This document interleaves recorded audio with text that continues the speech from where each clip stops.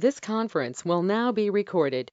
All right, everyone. So happy Friday. Today is Friday, March 27th. And as always, everything that we're going to be talking about today is for educational purposes only, and nothing is intended as any type of investment advice. All right, so after yesterday, just absolutely phenomenal day all around. We definitely have some good stuff going on today, and not only just the same things that we've been pretty much looking at, those on top of some newer things that we have out there. But first thing I'm going to be talking about is Oxy. So, of course, we had that huge selling that came in at that 13 level. We got a nice little pull up to exactly where we were pretty much looking for, a little bit shorter than what we were looking for, but it was also the aftermarket.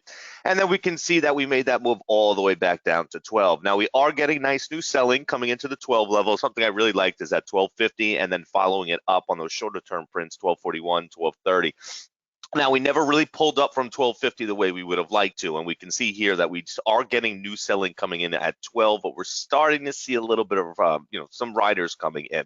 Now, we got to remember something. We're in a lot of congestion sitting here around that 12 level, so I am going to be expecting us to pop back up above there to satisfy the selling that we really have not whatsoever at all, especially with these riders coming in, and then from there, we are still going to be looking for us to come down because the amount of selling that we saw here at 1250 and underneath is telling us that it has more room excuse me has more room underneath that 12 itself. It's just going to need to pull up excuse me pull up from all of that selling. Next thing going to be looking at is ASTC. So yesterday ASTC, we can see that we kind of got stuck in that little consolidation, but this morning we've really been breaking out. We've been breaking out on some pretty decent volume. I'm pretty happy with that, especially even right after 8 o'clock. You can see coming into the 40,000 range. So one thing that we want to look at, as always, is do we have buying near the highs? And if we look, excuse me. All right, so do we have buying near the highs? And if we look, we have high, 550-ish, in that area. If we come over here a little bit towards that 6, not as much as we'd like to see, but it's definitely pretty much all buying that we've been seeing coming in there. Kronikov. But it's pretty much, it's decent. Like I said, when I say it like that, I mean, I'm not ecstatic about it. It's not like, okay, guys, well, we're going to be looking for 10 with the amount of buying we have, but it definitely does have the amount of buying to come back in. We just need to see some more around this 550 level to show us that somebody's really kind of building a position within there, because you can see it's been almost like clockwork. Okay, jump up, we go into a valley. Okay, volume comes in, we go back up.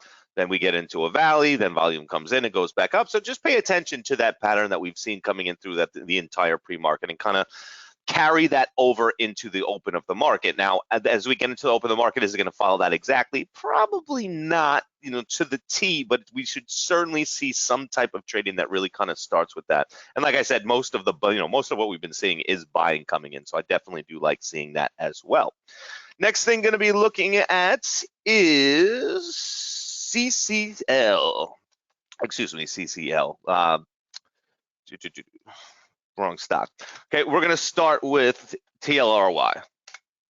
So TLRY we see coming up towards the highs, all right? And this morning, as it's been jumping up, see, this is the one thing that I'm not a big fan of, okay? It jumped up this much this morning, but it was on nothing. I mean, we're talking about really just a complete and total lack of volume. And as we've been coming back down, you can see we are getting a lot of selling coming back down around that 9 level. So based off jumping up on absolutely nothing, if we look at the actual buying at the highs, I mean, it was just pretty much non-existent, but that 9 is going to be very, very mixed. If we look over here, we can see that there's just not really as much as we would like to see. I mean, it's just the selling is pretty decent, but overall, once again, we need to see a better show of hand here.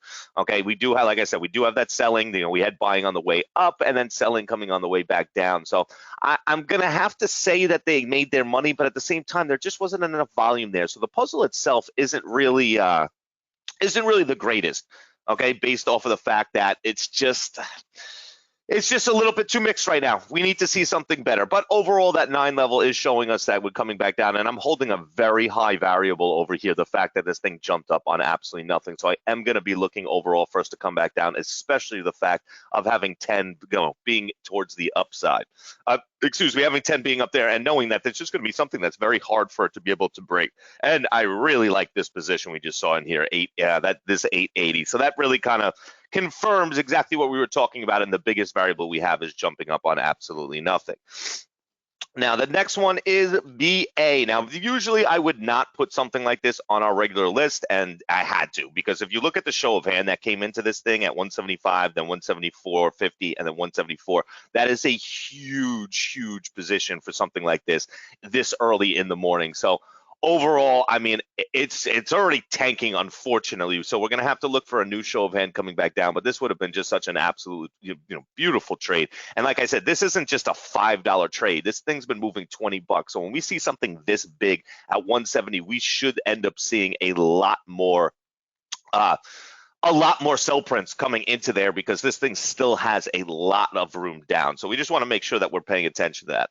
Next thing is BKYI. So BKYI, I'm going to have to put on our side list. And the reason being is it really isn't a side list stock, but the problem is that when we have these huge pushes and these cheap stocks this early, so many of the times we just see that kind of sell-off come in, and then they end up acting exactly like MFA, where you're just waiting the entire day for it really to make some type of move. Then it makes a move and then it kind of stops. And then it makes a move and then it kind of stops. So we just see that personality happen so often in these type of stocks. So that's why I'm going to have to put it on the side list, even though, I mean, the volume, absolutely phenomenal. The buying, absolutely phenomenal. Should this thing move? Absolutely. But I have to be, and kind of anticipate the patterns that we usually see once we see something like this happening. So just keep that in mind. But overall, I mean, we certainly should have a lot more of a move based off the amount of new buying that we're getting at highs, and just the sheer volume that we've seen, especially sitting in this consolidation. Now, remember what we talked about in class. At the highs, make sure you're looking for the buying, and at the lows, make sure you're looking for what kind of selling's coming in, because it's going to give us a great indication of what we're going to be looking at and how to actually build and draw that chart for once the market does open. And the next one is going to be MFA. All right, so MFA is another one where, unfortunately, well, it is shortable, first of all, so just keep that in mind. But unfortunately, there was just too much going on in this for this thing to just kind of die out. I just saw so much more buying. So I'm going to be very interested to see what happens when we kind of skip right here to, exactly where we're at, right at this support level. All right, now if it breaks past 190, then I'm pretty much done with it. But I wouldn't be shocked to see it break under that 190, get some people to sell, and then end up seeing that buying coming in at 2 and really be able to, it has buying to be able to push back up. Even though yesterday, don't get me wrong, it got hammered with selling. But the amount of selling coming in compared to the amount of buying that we saw, you know what, it's kind of up in the air, but that's why it's on our side list. It's on the bottom of our side list. It's just worth watching, because we know if it really does want to, that this thing can start to move, and that's that's a really big deal. So overall, we are definitely going to be keeping a close eye. It's just a matter if we're actually able to get any type of momentum to really get up there and really be able to start pushing. All right. So overall, I mean, it's not a bad list. It's not looking too bad at all. And then we have our AAL, we have our ZM, that we've been playing with, constantly. Another one that I am going to be looking at here is IVR. So IVR it's not looking too bad, but if you look at the actual sell prints that was coming into this, it looks like a lot of covering with new selling that's coming in. And on a downtrend like this, we want to make sure that we are getting that new selling. So I am going to put IVR on our side list as well, just because of the fact that, once again, it's shortable and you can go long. So when you can play both sides on a cheap stock that makes a lot of moves, it is pretty much, all that we can actually ask for. ZM right under 150. I know that ZM is every day, but I'm just mentioning it as aspirants for 149 this morning. Absolutely. BAC. So BAC, I never actually trade ever. Usually, if I'm going to trade BAC, I'm going to trade like a JPM or or maybe even Citibank or something like that. Reason being is because what's going on here? Okay. Reason being is because, well, absolutely better trading stocks, but look at what the average volume in this is. What do you think is going to be an easier read? Because if BAC is going to move, so is JPM, so is C. What's going to be easier to read? 160 million shares, or let's see, what's JPM? What, 8 million or 20 million? Okay, 25 million. You see what I mean? So it's just way easier to actually read one of these type of stocks than it is to go in a stock that's trading 130 million shares, because guess what's going to end up happening? Okay, how many obvious controlling prints are you going to end up being able to see there?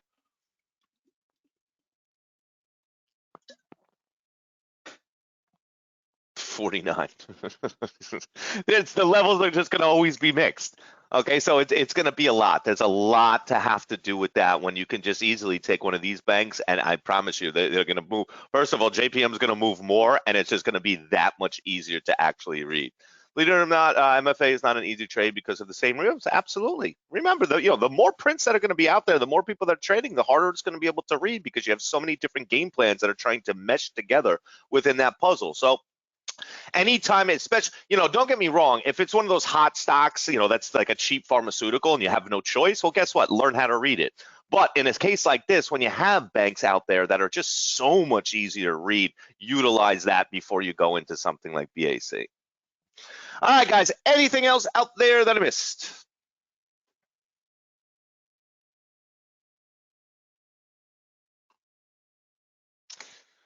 Nope. All right, beautiful. So remember, it is Friday. Friday, we will have no afternoon meeting. I will be here all day. So I will talk to everyone in the chat, and happy trading.